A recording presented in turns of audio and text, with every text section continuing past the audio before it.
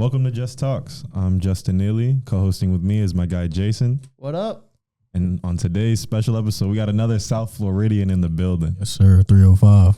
My guy Jamal Cooney. Welcome to the show, man. Appreciate you. Thank you for having me. All right, so the first segment we have here is there's been a lot of injuries in the NFL. I think the worst team would be the Rams. You lost Cooper Kupp, you lost Puka Nacua, and it seems like, you know, at this point they have Tutu Atwell and Robinson, but it's really hard to fill these roles with a passing offense like Matthew Stafford, who's always been a gunslinger. So how do you think they will overcome this? So I was actually talking to Tutu Atwell because we went to high school together, and I was talking to him about a week ago, and he said that if one more guy goes down, that he's going to be like the focal point in that offense, and that was pretty cool. Like just growing up with that guy and hearing that he will be like the next man up if like literally he called it if one more guy goes down. And I know that they said they were going to bring up two guys from the practice squad to fill that position, but he said he's going to be like a deep threat guy to take the top off. Not gonna win on anybody going down, but yeah, hopefully that works out for him. But just in general, there's been a lot of guys on the injury report. I mean, looking at the Chargers got 9 guys down, the Packers got 11 guys down. You know, and it's really early in the NFL season. Like it's only going into week 3 now to have, you know, this many people out. It's terrible. Thankfully, with the Packers, it seems like Jordan Love should be back in a few weeks. It doesn't seem like it's anything too serious. And with what you were saying about Tutu, he did have a few games last season that were actually phenomenal, had like 20-plus fantasy points. I remember in my fantasy league, everybody started picking him up. And then, you know, as the season went on, they ended up getting rid of him. But now everybody seems to pick him up again because of these injuries. And he has that connection with Matthew Stafford from last year. You know, when you have receivers that aren't too familiar with if you have a receiver that's not too familiar, you have to get, you know, it's better when receivers are more familiar with the quarterback because they know how to play with them. Yeah. So the receivers that just came into the Rams, I think, are going to struggle a little bit because they just haven't played with Stafford. They haven't built that connection. I think the QB receiver connection is very underrated. One thing I could say about watching Stafford, though, is like the way he places like the football for receivers, like it's soft. It's a soft touch, and I feel like most receivers can get acclimated to the way he adds his touch to the pass. It's very soft, and I will watch Cooper Kupp's highlights, and I'm like, dang, man, those passes are very like easy to catch and easy to come by. He doesn't. So if you have like an in-breaking route or a route running back towards him, it's soft. It's just floating, but it's getting there fast, like on the line. So that's one thing I could say that should help those receivers. Now, something that's very interesting is now that Isaiah Pacheco is on the IR, it looks like a running back battle completely in the Chiefs. They look like they're going to go with Steele, the rookie, but they still have Perrine, who's a great goal line guy, who's really been with like the Commanders. He's been with the Bengals, and he's been a good veteran for years. And they just signed Kareem Hunt back, who was a star with them for, you know, in the first few years of his career. And we could see, maybe we see the Kareem Hunt we saw back then. I don't know. It's been a while, but their offense is very friendly for running backs. I mean, I don't think Pacheco is as great as his stats make him look, but because of their line and because they're scared of Mahomes throwing the ball, it seems like it's a lot easier for a running back to be able to get going. All right. So next we're talking about predictions for this upcoming week. I honestly think the Bucs better win this week. They're the favorites right now, 6.5 over the Broncos. Yeah, I'm sorry, Bo Nix. I think Zach Wilson is better than you at this point. And I don't know if you guys saw his reaction when they said, about a pick he threw, and he said, I threw it to the other team, and they caught it. Yeah, caught it. Yeah, that was crazy. Walk me through how it happened. I just threw it to the other team. Yeah, that's something you say in the locker room. You do not say that on the media. Yeah. So it doesn't seem like he has the mentality you really want in the quarterback. Yeah, he didn't apologize or anything. He said, you know what, it just went to the team. We lose some. So, yeah, the problem is the Broncos do have some weapons. I always like Courtland Sutton, but, it seems like they can't get anything going. Javonte Williams, another guy who's been injury-riddled his entire career. He's finally healthy, and he just doesn't have the offense. I think we talked about the last podcast. They should never got rid of Russ. That was their worst decision they ever did. And I think they're taking a lot of steps back. And, I don't see the Broncos being competitive anytime soon. What are you guys' thoughts about the Ravens Cowboys? Honestly, Ravens better win. Ravens They better win by 1 right now. Yeah, literally by Cowboys are fraudulent. They've always been. It's the same old Cowboys every year. It's a must win for the Ravens. I was about to say, right I'm getting behind my boy Zay Flowers, man. Shout out Zay Flowers 954. Listen, I got a Florida guy with me now. You know what I'm saying? Hey, Lamar Jackson from the crib too, but yeah, I'm fully getting behind the Ravens on that one. I don't know how they're at one point like favorite for that game. It's because they're on 2. And Lamar's Florida too, so I guess you can claim. I mean, I guess just claim all Florida. You know, you don't have to just do South Beach. Now, I mean, Derrick Henry, you know, hasn't done a lot rushing yards wise, but he has put up touchdowns. And I love their tight ends with having Mark Andrews and Isaiah Likely. Isaiah Likely being a faster tight end, and then you have the possession guy and blocking guy with Mark Andrews. They really are a good team. They just have one of the worst coaches in football, John Harbaugh. I mean, anybody will tell you that their losses are these. He can't manage games well, a bad game manager, and the clock just gets past him. I mean, in the Raiders game, they led most of that game, and then it just seems like, you know, he doesn't know how long for possessions to last. Like there's times you just have to know when to milk the clock and when to really control leads, control the field. These are things he should know, being in the league for so long. I mean, Ravens fans have been vocal about his problems, and I mean, I hate to say it, but Justin Tucker's got to make field goals. The first game of the season, it was a 3rd and like 3. They did a screen pass to Zay Flowers. It was the craziest thing ever. I was like, what are they doing? But I'm just saying, John Harbaugh, it just doesn't seem like he's very good at making these playmaking decisions, and he's not good at game managing. And it just seems like, how do you make this team 0-2? The Raiders are an easy win. Obviously, week 1 was achieved, but you can't lose to the Raiders with the team they have now. I mean, Gardner Minshew's, honestly, I think it's worse he's ever been. You know, they have Max Crosby's their entire defense. And, I mean, their receivers, you have Devontae Adams, you have Jacoby Myers, but, I mean, you have Brock Bowers tight end. I mean, you do have decent receiver options, but you have Noah Lyon, and Zamir White's been struggling. But you know what? I guess, I mean, no coaching and bad kicking, that's what will happen to you. We also got Chargers Steelers. Both teams 2-0 right now. Steelers favorite 1.5. Steelers are the most fraudulent 2-0 team. Let's Why be you honest say here. that? Hold on now. Why you say that? Talk about it. They're 2 easy games. And I mean, I do like Justin Fields. I do think he has potential. But they have Pickens. But who else do they have a receiver? Roman Wilson, their rookie's hurt. You know, Fryer is solid. I mean, Najee Harris is a bum. Jalen Warren's a bum. You think so? Yes. What? I mean, let's put it here. I mean, he's always been lackluster at being able to really have solid games where he's having 20 rushes, 100 yards. It's not happening.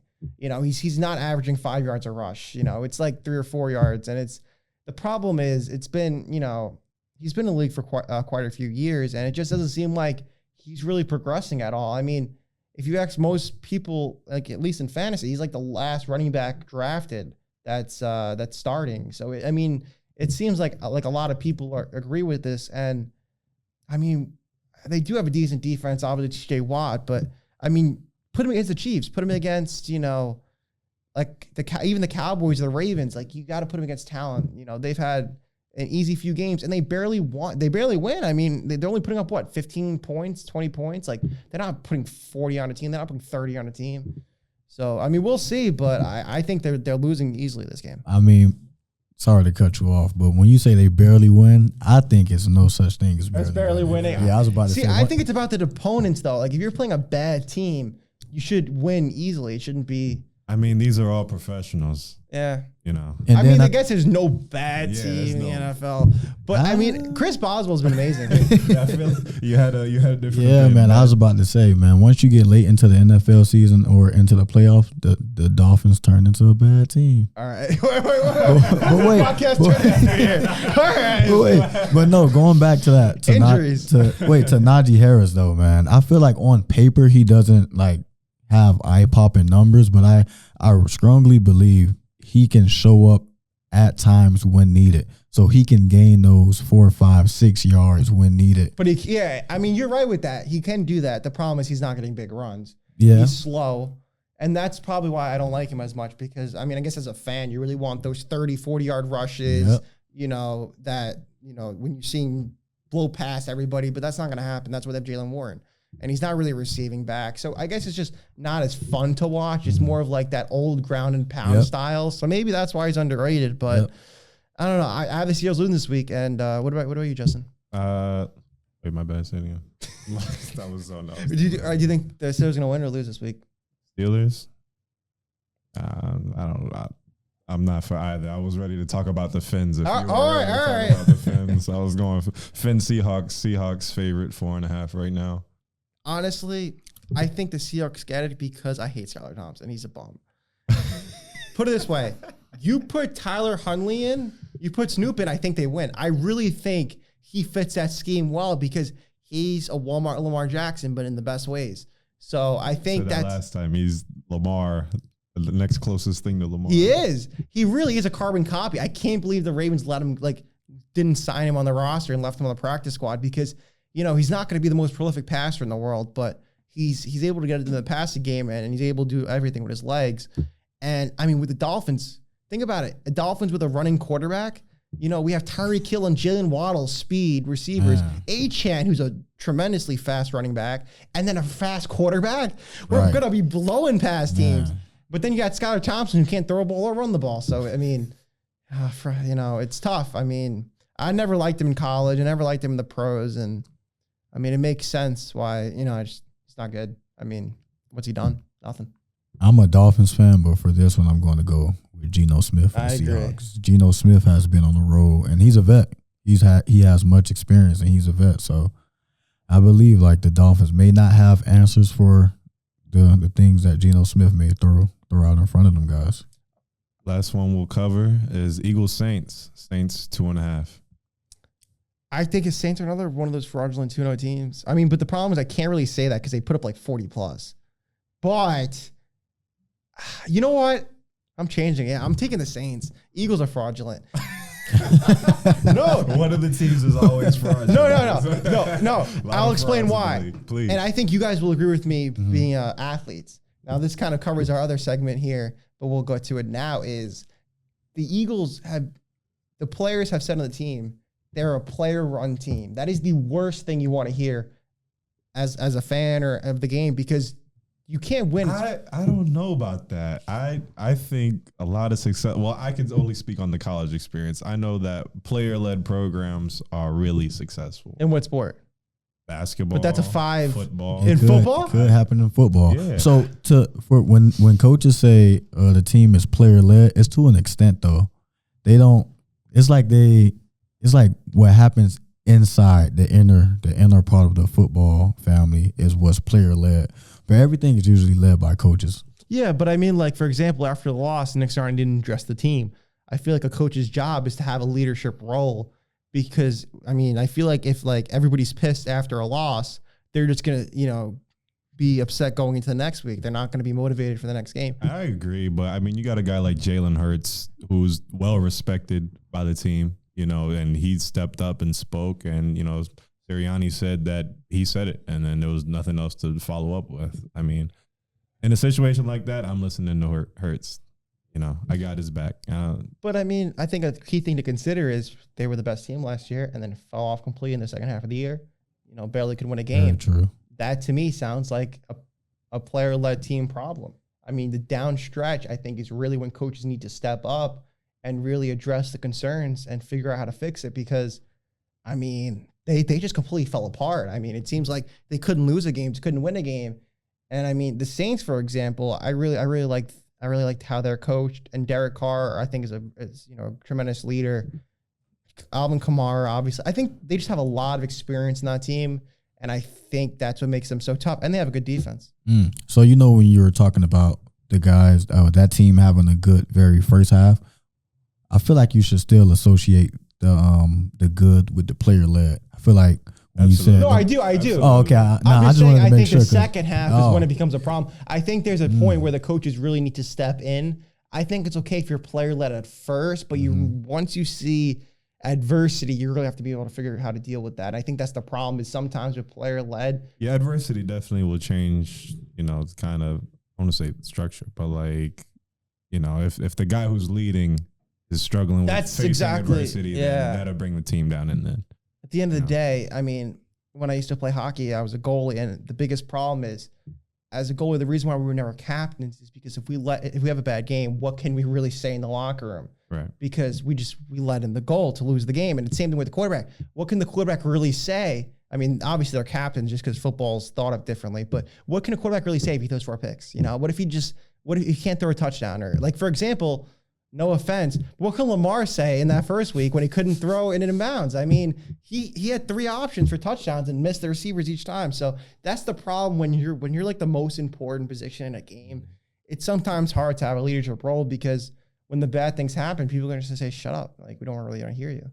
This might be a hot take. I think Travis Hunter is doing too much because I think you can, when it comes to the collegiate level, I think you could agree D1, you know, it's really hard to give it 100% on offense and defense without rest. I feel like he's just going to wear his body down. It's going to have a better chance of getting injuries. He's tremendous corner, tremendous receiver, but I don't think he can really be the best if he's doing both. I think it's, you know, a jack of all trades, a master of none kind of situation. I think throughout the season, it's definitely going to be some sort of wear down, you know, and you don't really want to have that as you get towards like bowl games, you know, conference play. Of course. Like, that's not what you want. But I mean, he's kind of, I feel like he has it calculated already, you know, like with his routine, daily schedule, the rest he gets. So he's kind of like preparing himself to do it. It's not like, you know, oh, I just feel like playing both sides of the ball every play today. You know what I'm saying? I feel like it's a preparation kind of thing.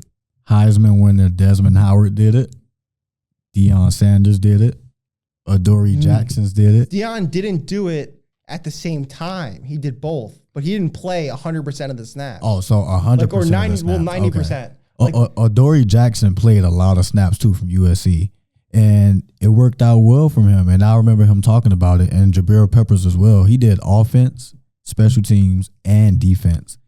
Travis Hunter isn't on special teams, but he does take more snaps than Jabril Peppers. But yeah, Jabril Peppers' workload, I believe they said, was slightly more than Travis Hunter, but he probably will catch Jabril Peppers at the end of this season. Yeah, I think so too. But I just think you just monitor it. Just monitor his workload throughout practice. Just monitor his diet, and just let him play. You think that cardio is possible to Yes. be? Wow. I mean, if you work and he's probably in incredible shape. I wonder what he does at halftime. I mean, I feel like I'd be like having as many energy drinks as I could at that point. You know, just start chugging it, you know.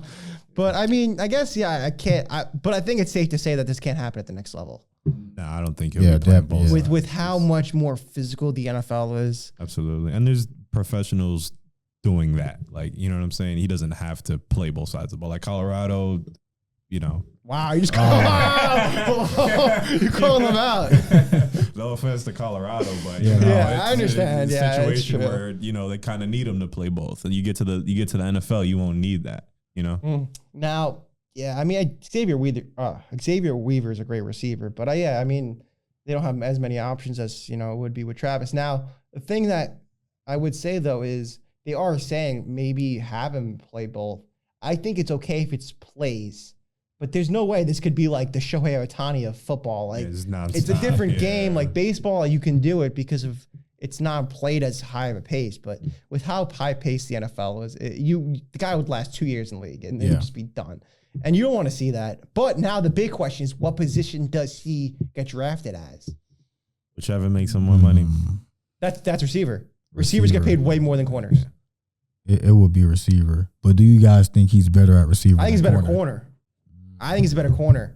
Well, isn't that what he was coming out of high school? Like the top corner in the country? Didn't they have him as an ATH, right? Yeah, Athlete. They had him as an athlete. Which is like weird about college is like you have like these like athlete positions. I remember when I play college football dynasty, I'm always waiting for the athlete quarterbacks. No, because like it's like you get these quarterbacks that are considered athletes and they have like 95 speed, 97 speed. Because like they're so I mean he's kind of like that Swiss Army knife kind of role. But anyway, I mean he's made some tremendous catches as a receiver. I mean I think it was the game against North Dakota State. Through the arm. The fade route. That was insane. Amazing. But I mean corner though. He's so good they don't throw it to him. He has no corner stats because they don't throw it to him. Like he's just that dominant. Like it's kind of like that Jair Alexander, where they're just so good you don't even want to target them. So, I mean, I think you're right. I think he's gonna want to be a receiver to get that big money, but I don't know. I mean, I guess it also depends on the team's pick. I mean, if you need a corner, you're gonna put him at corner. But I mean, it's also good because I mean, he might lose it a little bit throughout his career if he's not playing receiver as much, or not playing corner as much. But if like your receiver goes down, like with the Rams, he's corner, maybe switch him over. That's pretty dangerous. Versatile, yeah. Yeah, I mean, being that versatile might be dangerous, and he may go earlier than people expect. He's expected to be a top 10 pick, but he may go top 5. We'll see what ends up happening there. I mean, obviously quarterbacks are going to go first. Cam Ward's probably, I think, my number 1 pick. So we'll end up seeing that goes. I've been hearing Travis Hunter to be the number 1 pick. What do you feel about that? See, every mock that I've looked at doesn't have him as number 1 anymore. They did before the season, but because of that loss they had, they tanked him and Shore a few spots just because of how Cam Ward. I think Cam Ward has 11 touchdowns and 1 pick. Yeah, I'm sorry, I gotta. They also haven't been. He haven't been playing anybody. That's what I was gonna say. I feel a little shade at the opponent. But I'm excited to see what they do against Syracuse. Yeah, that's gonna be a good game for them. They have USF this weekend though. USF's going to be... Yeah, Miami have USF this weekend. USF played very good against Alabama. For the first half. Yeah. No, for the first 3 quarters at least. First 3 quarters. But then Bama showed who Bama was. Now, I think the problem with college football is these schedules can be so... Like, the problem with college football is you have, like, the really good teams, decent teams, but the really bad is... Like, in the NFL, you don't have, like, the floor and the ceiling so... far apart, but in college it's like completely different games here. So it's kind of tough for teams like Oklahoma, who's playing 5 of the top 7 in the AP, which seems like it's impossible to make the playoffs with that. Incredible. They got Tennessee, who's sitting at number 6 right now, Texas at number 1, Ole Miss at 5, Missouri at 7, Alabama at 4, and the last game of the season is LSU. Yeah, like, oh my goodness. Like, to me, how I interpret that is the committee better take in consideration the schedule. Oh, that's the one good thing. They will. I think that's why people always say they should get rid of the committee, which I think is stupid, because there's too many teams in college to not have a committee, because you can't win all these games. It's impossible. Yeah, not at this caliber. Especially you're not playing all of that at home. So, you know, these away games with these top opponents, it's going to be real tough. I think their best bet in that case, in that scenario, is to win the home games. And if they lose a game, let it be away and have it close. A close loss. I think they're sitting at number 15 right now, but you think out of these next 9, how many you think they need to get into the playoff? I don't think they get in with more than 2 losses. It's really hard to make the college football playoffs, even with 12 teams with more than 2 losses, I think. Yeah, I mean, Oklahoma, I mean, I don't think they're that. I mean, obviously, you know, SEC, big name, but I don't think they're that big of a name where it's like a Georgia or a Bama where it's like 3 losses, they'll just push them in just to get the ratings. Right. But I don't think Oklahoma are Boomer Sooners. But yeah, unfortunately, I think if they can beat these, you know, a few of these, you know, it's tough because Texas is 1, Georgia. I mean, it's Ole Miss Tennessee at 5, Alabama at 4. They, you know, Bama, and these are like prime teams. Like this is Jalen Milroe's prime season. 4 top 6 teams. Carson Beck's prime season. You know, it's tough. I mean, my condolences go out to any Oklahoma Sooners fan over there. So I feel like they have to absolutely kill Auburn. Yeah, definitely. Right. They have to kill South Carolina, and then with LSU, they also have to kill them. Even though they're a top 25 team, they have to beat them. They have to. Yeah. But think about how hard that is. What you just said. Some must wins. Some must wins. They have to have. Auburn plays good no matter what their record looks like every year. Another team that has a really tough schedule is Georgia. And that's why they have Georgia at a 70% chance of making the playoffs, which is pretty crazy to think about because Georgia has, you know, they were number 1 last week. You know, they beat Clemson, which is a big win. But Bama up next. Bama up next. It's tough. It seems like, you know, I feel bad for Texas. You know, they got in the SEC. I would have stayed in the Big 12 if I could, you know. I mean, Georgia got a similar type schedule on Auburn, Texas, Florida, Tennessee, 6 again, Ole Miss, you know, Georgia Tech, You know, they still got some I know Miles said this the other podcast. fraudulent Georgia Tech. Fraudulent Georgia Tech. Fraudulent. They don't scare me. You think Georgia Tech's making the playoffs? What? Calvin? No, I mean, but they're Calvin Johnson's not on there anymore. Oh What? my They're going to goodness. compete, though. Yeah, but I mean, I think the problem with Georgia is going to be like you said, Ole Miss, Jackson Dart. I think might be arguably the best quarterback in college football, and and obviously Texas, you have two great quarterbacks. So even if one goes down, you just get the next one up. Backup's just as good, yeah. Only problem is they only have Arch Manning. Because Arch Manning will start the next game. Yeah. So I mean, if he goes down, then we don't know what they have after that. But it's an easy game for them, easy win. But anyway, do you guys have Oklahoma making the playoffs with this tough schedule? I think out of the 9, I mean, I think you kind of said it, 2 losses max. Anything more than that, you think they could win enough to not have 2 losses? I think they finished top 25, like at 23, 24. Yeah, I agree, but I don't think top 12. I don't think they'll make the playoffs. What about Georgia? Do you agree? Same situation here. If we finally see Georgia, we finally see Kirby not make the playoffs. I think Georgia will get in there. Can you name their hardest games one more time? They got Texas #1 right now. Yep. They got Alabama at 4, Tennessee at 6, Ole Miss at 5. Those are all their ranked games right now, and they still have to play Auburn as well, who competitive team. Those 5 games are the same teams that Oklahoma have to play. They have the 2 hardest schedules in college football. Florida Gators schedule. I was about to say their schedule is pretty hard too, but they're out of it. I mean, gonna say it again. Fraudulent. Look what Miami did at the Swamp. Fraudulent Florida. The recruits at the game and everything. Right. Already switched their commitments. My goodness. Hard commitments went to no commitments. To let's go to the U. Yeah. I mean, they were kind of threatened to kind of switch, but goodness. We love the U here. The only thing I would say with Georgia is they cannot start those other games the way they started Kentucky's game. Yeah, they struggled against that Kentucky game started all the way so to the end. slow. I can't believe how bad Kentucky is. Though. I really like their quarterback, but All defense. Yeah. Defensive-minded team. SEC's just, I don't know how mentally. I don't know how they handle it. And it's who comes to play. Like you guys seen Penn State almost lost. Penn State had who did they play? Penn State played They played West Virginia week 1. It was the week 2 game. Week 2, yeah, because they were predicted to win by 35 points.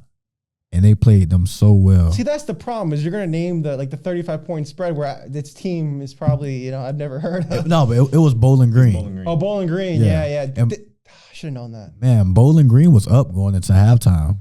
They had a lot of momentum, and then they scored, but then they got a touchdown wiped off, and I feel like that's what killed them. But it went down to the wire with them guys. That's what I hate about Penn State's schedule. They play way too many MAC teams. It's just not fair because it seems like a lot of teams in the Big Ten have a lot more. I mean, I think this season they only have about 4 or 5 conference games. And big the Big Ten's like the Big 20 at this point. Like they have so many teams in the Big Ten. I feel like they should really have at least half the schedule should be conference. But I mean, what am I to say? They make the schedules, not me, but I just think it's Penn State has to make the playoffs this year with how easy their schedule is. Oklahoma, unfortunately, not. Georgia has such a good defense every year. I think they have to. But yeah, unfortunate. Sorry, Sooners fans, but gotta win next year. Season's over. Season's over. Right? You're 2-0 and season's over. 3-0, season's over. Now I have a little problem here. This is the 1-3 Impact Top 10. At number 1, we have McMillan from Arizona. Then we have Trey Harris from Ole Miss. 3, we have Luther Burden from Missouri. 4, we have Travis Hunter from Colorado. 5, we have, I never pronounce his name right, Ibuka from Ohio State. 6, we have Xavier Restrepo from Restrepo. That's my old Xavier teammate. Restrepo from, Yeah. really? Yeah, we played together my senior year at St. Thomas. Oh, wow. That's crazy. Small world. From the U. Yeah. Then we have Karen Lacey from LSU, who seems to be wide receiver university there. Then we have the other Ohio State receiver. You know how to pronounce his name? Jeremiah Smith. Yeah, Jeremiah Smith at 8. Florida guy. Yeah. I couldn't read Chaminade. that. He's been balling, touchdown every game. He wasn't there last season, I don't think. Freshman. He's a freshman. True freshman. That's why, because I remember I haven't seen Ohio State this season. I've seen them the last 2 years. So I saw Ibuka, Marvin Harrison, but I haven't seen this guy really. That's what they're saying is going to be better than Marvin Harrison. Like it's tough to say. It really is. I mean, Marvin Harrison, he also has the name to him that makes him a little better than he really is. But he did have a really good week too. Did something his dad only did once with like 100 plus yards in the first half with multiple touchdowns. I mean, he's going to be a beast in Arizona. They've been great this year, but I don't know. I mean, it's hard to really measure how good he really was because he didn't play that long.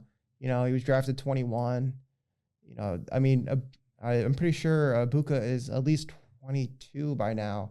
So, that's a big difference, when you're, what you really do when you play like 4 years, for example. Like a big name I'm going to say that everybody talks about, West Virginia, obviously, is Tavon Austin.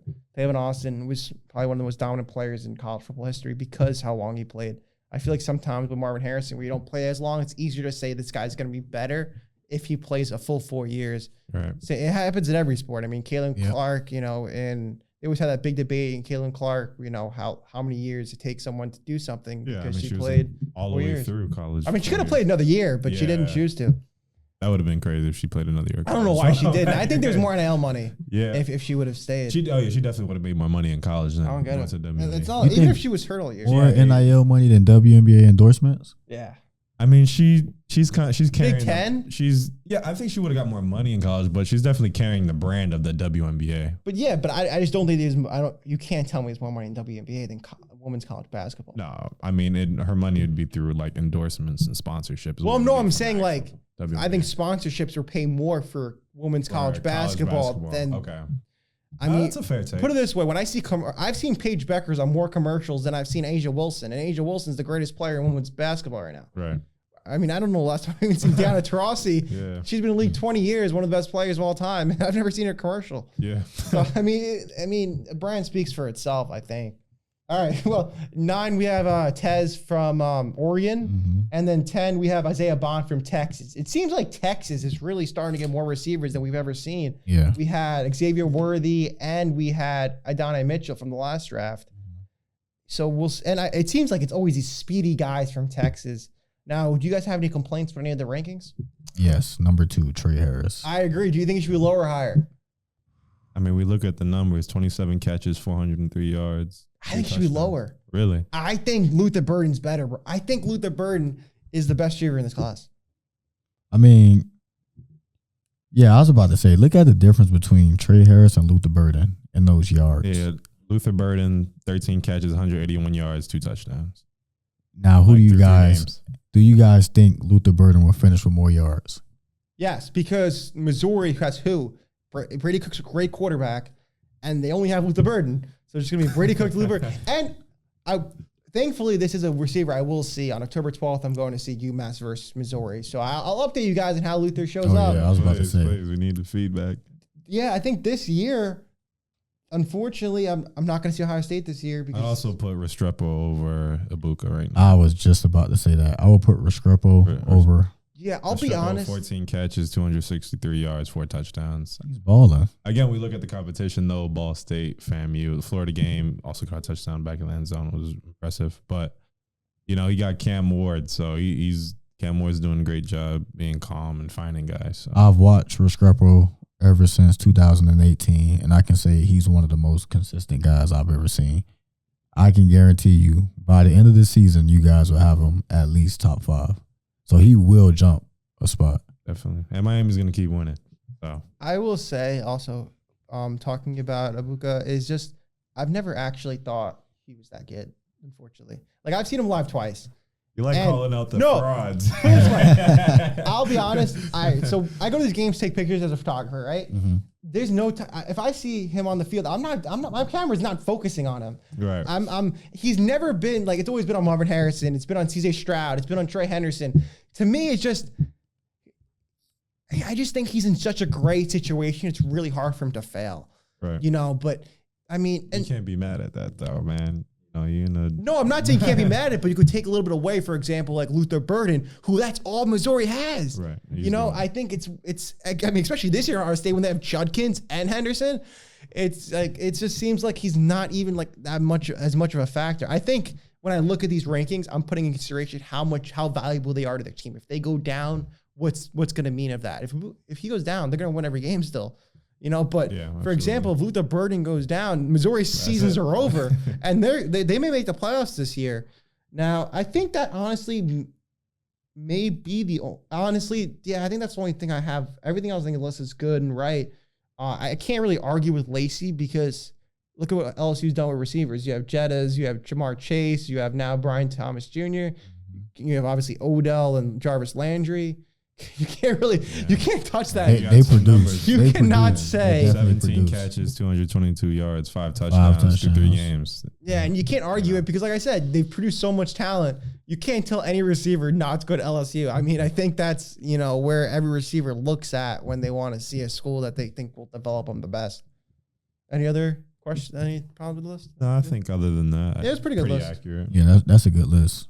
All right, 5-star Jerome Miles commits to USC. Now, the timing of this is very important because USC is a lot better than we thought they would be. Very famous quote for NFL coach. I don't know if anybody remembers listening. We were who they thought they'd be is a very famous saying. But anyway, now, something important about it is Miller Moss has been great this season.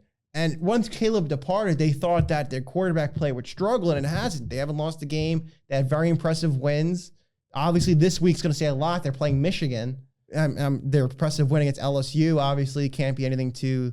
So I think that makes sense a lot why a receiver would commit now, because I think he liked the way Miller Moss played and said, you know what, I'm committing to LSU. I'm committing to USC, but I don't think he would have committed prior to the season. I don't think he would even consider USC, honestly. Coming out of high school, I was a 3-star receiver at St. Thomas Aquinas down in Fort Lauderdale, Florida. And I was really only getting looked at by MAC schools. And then I recently got offered by Nebraska. And then once I was looking to commit towards Nebraska, other schools that I didn't think about from like lower group of 5 programs like East Carolina and NIU. NIU won the MAC my junior year at least. And then they were just like, oh, you come here, you're going to be a part of a winning program. You go to Nebraska. At the time they had Coach Scott Frost. He wasn't really winning much. So those guys, NIU was just really just pushing their recent success. And I was actually considering it. I was strongly considering it. Dartmouth came along. Dartmouth is the most winningest team in the Ivy League. And I was not considering going to the Ivy League at all. But they've showed me their recent resume. And then they also showed me what they can do for me off the field. And that's what literally made me choose them guys over my dream school, Nebraska. After getting a full scholarship in football and track to go there, I was like, wow, it's either a 4-year plan or a 40-year plan. And then I was like, man, you can't beat that Ivy League opportunity. And then they had recent success in football, something that I'm passionate about. So I feel like it was a double win there. So I definitely think athletes definitely take into consideration at the start of the season teams that they weren't considering at all. Yeah, it's funny you brought up Nebraska because that's a team I think is surprisingly great this season. I didn't think they'd be. I mean, they have a chance to make the playoffs this year. I never even thought of Nebraska as a Big Ten team when you have obviously big names like Michigan, Ohio State, Penn State. The list goes on and on. But Matt Rule was a tremendous coaching addition after, obviously what he did in Baylor was awesome.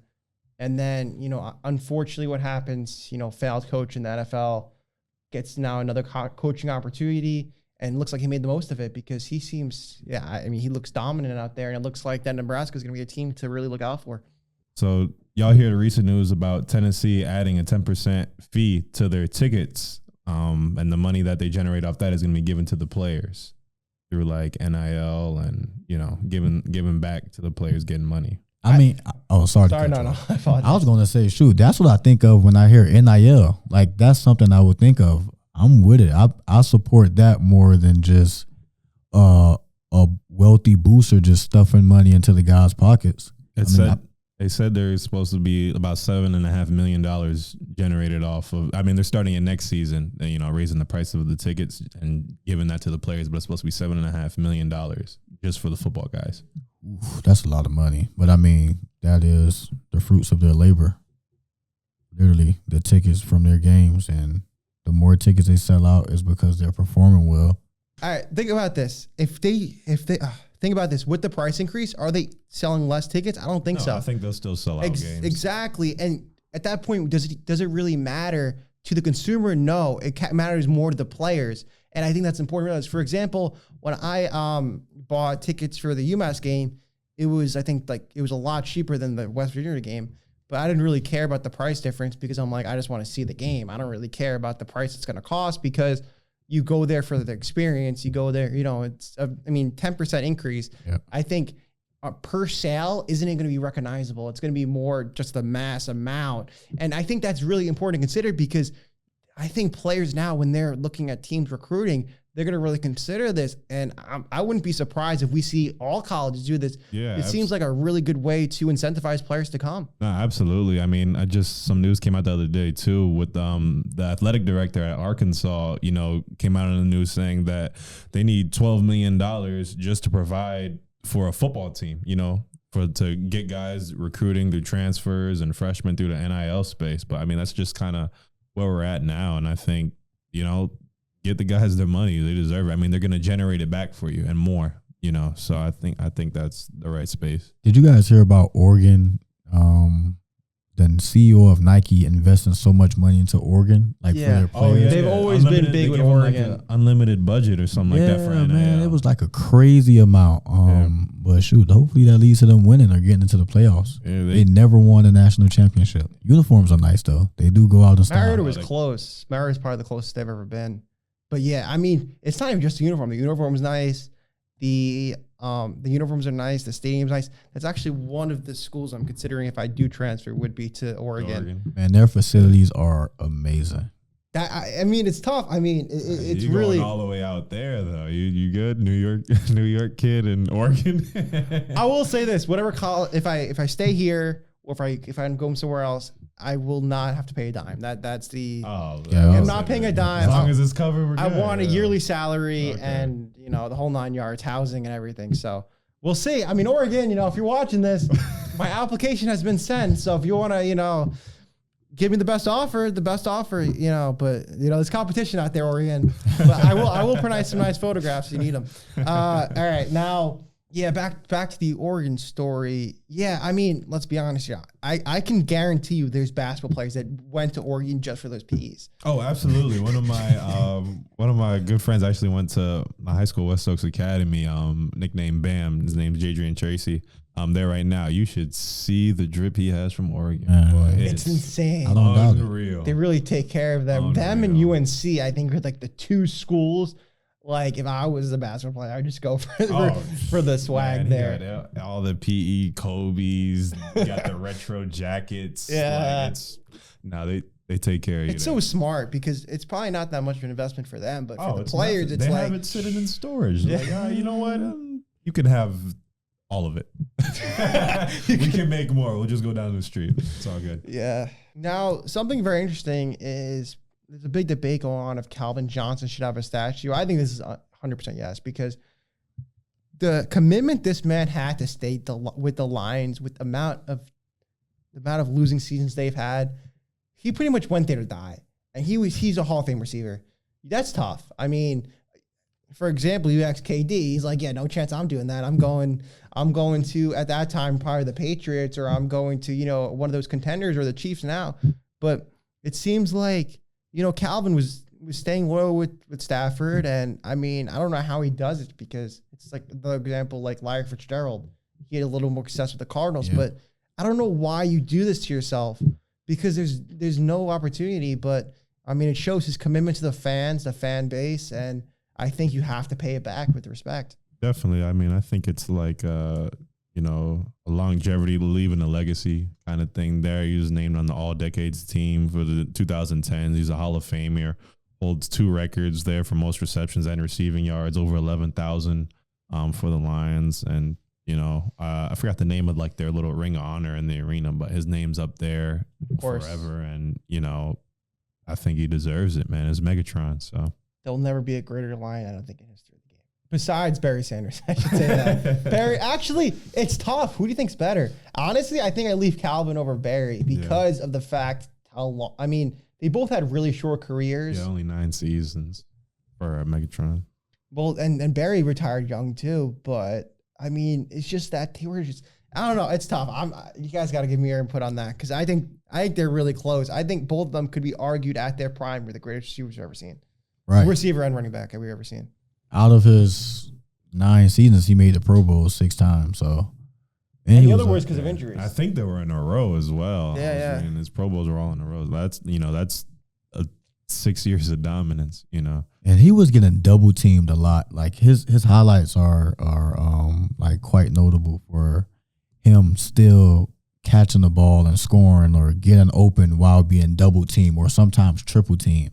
The most impressive thing I've seen on TikTok, man. It's so cool. He was also really, really slow. Like he really needed that height and that reach and those 6'5" with a 45-inch vert. Yeah, I was about to say 6'5", 240. That's like, man, he's big. He's a tight end and playing receiver at that point, I had to say it, man. There it is. He caught it. We got one. Oh my gosh, we've never kept that in. That I don't know if we can really cut that because we went with the segment. So this first game I think is easy. We'll see how quickly it takes for you guys to get it. I think you should get under 2 minutes, but we'll see. There's 8 teams in the NFL with one letter in their logo. Who are they? With one letter. Washington. Yes. Cincinnati. Yes. The Titans. Yeah. Kansas City. KC. That's 2. You said one letter. Yeah. The Bengals. You said it already. Oh, you said the Bengals already? No, I said Washington. No, someone said the Bengals. I guarantee in the recording it's there. Don't the Ravens have the B in the? Yep. There you go. This man is cheating. You're a cheater. This is why I said surprise game because I don't want you going out there with prior research. Come with all the info. Wait, how many do we have right now? I think we got like 4, right? You got 4 or 5. I'm just kind of saying. Yeah, I think you have 4. Now, one of them, the few of them are really easy. I can't believe I haven't gotten yet. One of them is like the most obvious. Green Bay Packers is a G. No, you just got one of them, but that's not the one I was thinking of. You casually just got one of them. How many more we need? The Giants got 2 1, letters. 2, 3. 3, but one of them is easy. And no, that's NY. Yeah. Can't believe you haven't got the easiest one on the list. Wait, what are you scrolling? That's why I said that. That's literally. We gotta turn that around. That's literally why I said he was cheating. I need some help now. I'll give you. Give me a. This team that's easy. Falcons. Yeah, that was the hardest one. Goes the F. The birds. Oh yeah. The easiest one, AFC North. NFC North. I still don't know. You really gonna give up on this? How many do we need? 2. This one is so easy. Oh my god. Oh, the viewers are gonna kill you guys for this. I'm King close football fans after this one. No, this one team really should get. The last one's hardish. Man, you just gotta tell us. The Bears! It's a C! It's just a C! It's so easy! It's just the C! How do you not get that? There's nothing else in the logo besides a C. It's a regular font, too. And I was saying the Bears, but I was thinking of the bear. Oh, that's not they their logo. They actually have the bear now. That was their old logo. Just Wow. a C now. Yeah. I feel like that was an easy one. It's right? one more, right? Yeah, it's that's the Eagles. hard. The Eagles. Whoa. The Eagles. It's because of the how the fellers are on the end is an E. Oh. But that's a harder one. Yeah. I think the Bears you should have got, but Yeah, we definitely should have got the Bears. Yeah, we let the city down with that one. I'm not gonna lie. Oh my, Chicago's gonna kill you guys for that. I think I'm not from Chicago. Yeah. no trips to O Block after that. Gracious. Yeah. Yeah. All right, start bench cut the first 3 receivers. This you don't have to worry about like Is missing. it current? Yeah, we'll do current. All right, bet. All right, the first 3 receivers we have, we're gonna go big dogs. Ty Hill, CeeDee Lamb, and we're going Jettis. I knew he was gonna say. I knew it. Because it's top 3, but it's really hard to put 1, 2, and 3. Yeah, man. Goodness gracious. All right. Tyreek, start, go Fins. That shows you speed's everything because he doesn't have better hands or route running better than the other 2. Actually, you the more, you know what I'm saying, knowledgeable. Let's. I'll go cut CD. Wow. I think he's the best one in the list. I'll bench T Hill and start Jettis. All right, go. You have to do your 3 now. I was going to start Tyreek, bench CD, cut. I forgot his name. Wow. Whoa, time out. Well, now what do you say? Hold on, let me see, because I'm judging now. I might get hate as a Finns fan, but I'm cutting Hill. I'm starting CD and I'm benching Jettis. He's not holding Why down. why are you cutting Tyreek Hill? Because Why CD Lamb over Tyreek Hill? Because you look at the Cowboys offense, they have nothing without CD Lamb. It's literally their entire offense. And I mean, we saw last season, I mean, Tyreek Hill didn't stay healthy. CD Lamb's been staying healthy every year. You know, he's been producing more. And with Jettis, same thing. He wasn't healthy last season. He's already hurt this season. He was the closest receiver to breaking 2,000 yards in the season. Tyreek Hill. He was on track. Yeah, well, he was on track. And then, I'll ask you this question. What happened when he came back from injury? Nothing. When last year? Yeah. Yeah, that's fair. Put it this way. He lost the game for the Chiefs. Nothing, but he wasn't as productive as he was like before because he was on track to break 2,000 yards. He was terrible. He had like 30 yards in the playoffs. It was cold that night. So you're putting this guy at 1.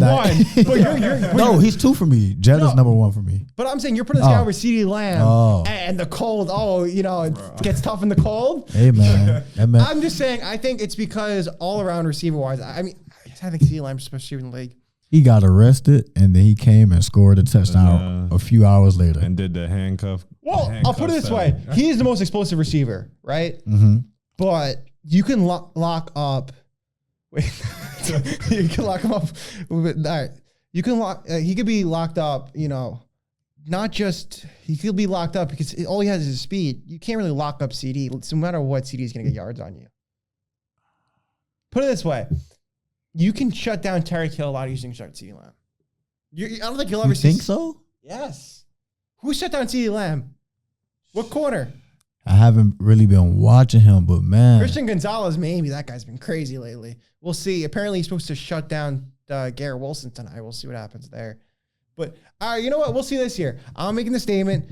Quarterback plays a big role in this, but I will guarantee you CD Lamb has better season than Tyreek Hill. Even with the quarterback situation, I don't think so. That is insane. I don't think so. All right. I really think Tyreek Hill's awesome. First. We'll see. We'll come back end of the season. Age is also a huge factor. Tyreek Hill's 30. So? Still the cheetah. CD's 25. CD's 25. We're talking about this season, though. Yeah, but I'm just saying, this is prime CD. Who had a better season last year? CD. If we're going pre-injury, then Tyreek. I understand you can't knock him for the games he wasn't playing, but you could knock him for when he returned and wasn't productive. And how many games was that? Because you keep saying he wasn't productive in these games. How many games was that? It was a few. Probably like 2. Yeah, 2, 3. But it was the fact where it's I put it this way. It's not just, all right, this is how I'm going to talk about the problem with Tyreek Hill's game. He does not have great hands. He has one of the most dropped passes last season.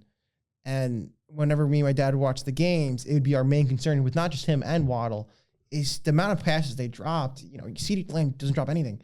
And then the other problem with Tyreek Hill is fumbles. He fumbled. We came back in the game in the regular season against the Chiefs. It was 14-0, 21-7, come back, and then he fumbles for a touchdown. It seems like Tyreek Hill's so explosive, but his lows are so low. You'll see easy catches that are drops. You'll see fumbles that shouldn't be, hold on to the ball. And that's the problem. I think his ceiling's a lot higher than CD, but I think his lows are a lot lower than CD. But I think CD, you get great hands, and you're not going to get someone who's going to hold on to the ball. Yeah, but Tyreek Hill is a great deep threat as well. We've seen it throughout his entire career. No, he's a great deep threat, but I'm just saying his hands aren't as good. He was catching in double covered, catching on 2 guys. Who has better hands, CD or Tyreek? Probably CD. Who's better route runner? I'll probably go Tyreek. I think CD. He gets in and out of his cuts second to none. Of course. Yeah. They're both great route runners. I was about to say I feel like That's you don't probably have tied. much people who have the speed to get in and out of their breaks as Tyreek Hill, but you have a considerable good amount of receivers who have that wiggle that CD has. I will say you're right about that. There's not as many Tyreek Hills as there are CeeDee Lambs. But like I said, if it's third down, I need CeeDee Lamb. I don't need Tyreek Hill. Because Tyreek Hill can drop the ball. He can, we've seen it time and time again. He has these balls where you're like, how can you not catch that? It's right in your hands. It just, the problem is, I also think he does too much sometimes. That makes him not as good as he can be. I think he's overthinks things sometimes. But like I said, this season we'll see. True. You say Tyreek has a better year. I think CD has a better year. And it is kind of hard catching from a lefty. Tua is a lefty, so the spiral is literally the opposite way. That matters. All right. Matters. I didn't really consider that, but all right. I guess that could be a something to consider. Inside scoop. Yeah, I mean, put it this way. I mean, obviously Tyreek Hill's more versatile. You know, he can run the ball, he can get screens, stuff like that. But if you put Tyreek Hill on the Cowboys, I don't think they're a playoff team. CD also has multiple 200-yard games. I mean, it's hard to do there. Now, we got through one round to start bench cut. Took a while. All right, next round. Mike Evans, Devontae Adams, Deebo Samuel. Start bench cut. Mike Evans, Devontae Adams, Deebo Samuel. I'm going to start Devontae Adams. I'm going to bench. You're struggling. I can see Justin's face right now. I'm going to bench. I'm benching Debo, starting Mike. I'm benching Mike, and I'm cutting Deebo. And you're cutting who?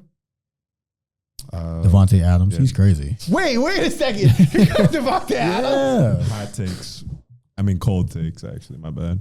No, that is a hot take. Yeah. Cutting Devontae Adams is a very hot I was take. about to say. I will say, honestly, I think you had the perfect list. I think that was the only right answer for two reasons. One, Mike Evans is the most dominant receiver we've ever seen. He gets 1,000 yards every season, no matter what quarterback he has. Super consistent. Yeah. Super consistent. And Devontae Adams, if we're talking route running, he's one of the best route runners of all time. Yeah. And you're cutting him. For Deebo Samuel. I'm doing it for gosh. clips.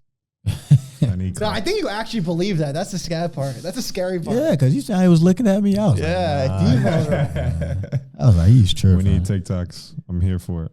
Shout out Jacob. That's tough. All right, next one.